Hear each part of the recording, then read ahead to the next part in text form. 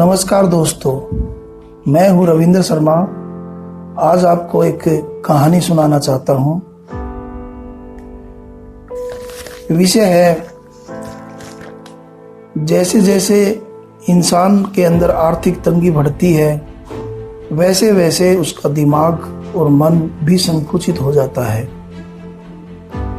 कहानी का शीर्षक है ऊंचाई और इस कहानी को लिखा है रामेश्वर कंबोज हिमांशु ने।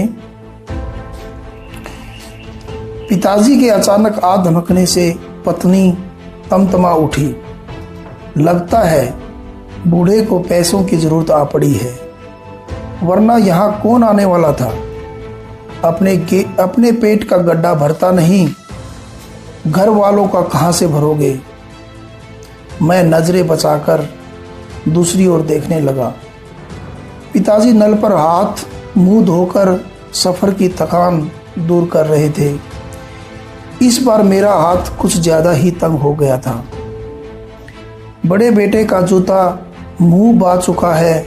वह स्कूल जाते वक्त रोज भुनभुनाता है।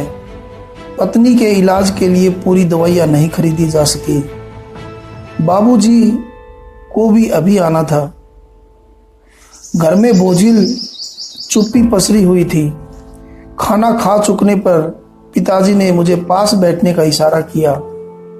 मैं शंकित था कि कोई आर्थिक समस्या लेकर आए होंगे। पिताजी कुर्सी पर उकड़ू बैठ गए, एकदम बेफिक्र। सुनो, कहकर उन्होंने मेरा ध्यान अपनी ओर खींचा। मैं सांस रोककर उनके मुंह की ओर देखने लगा। रोम रोम कान बनकर अगला वाक्य सुनने के लिए चौकन्ना था। वे बोले, खेती के काम में घड़ी भर भी फुर्सत नहीं मिलती। इस वक्त काम का जोर है। रात की गाड़ी से वापस जाऊंगा।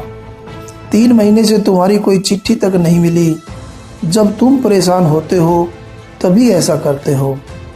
उन्होंने जेब से 100 के 50 नोट निकालकर मेरी तरफ बढ़ा दिए। रख लो, तुम्हारे काम आएंगे। धान की फसल अच्छी हो गई थी। घर में कोई दिक्कत नहीं है।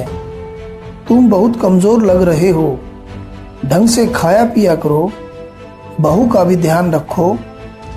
मैं कुछ नहीं बोल पाया। शब्द जैसे मेरे हलक में फंस कर रह गए हों। मैं कुछ कहता इससे पूर्व ही पिताजी ने प्यार से डांटा, ले लो, बहुत बड़े हो गए हो क्या।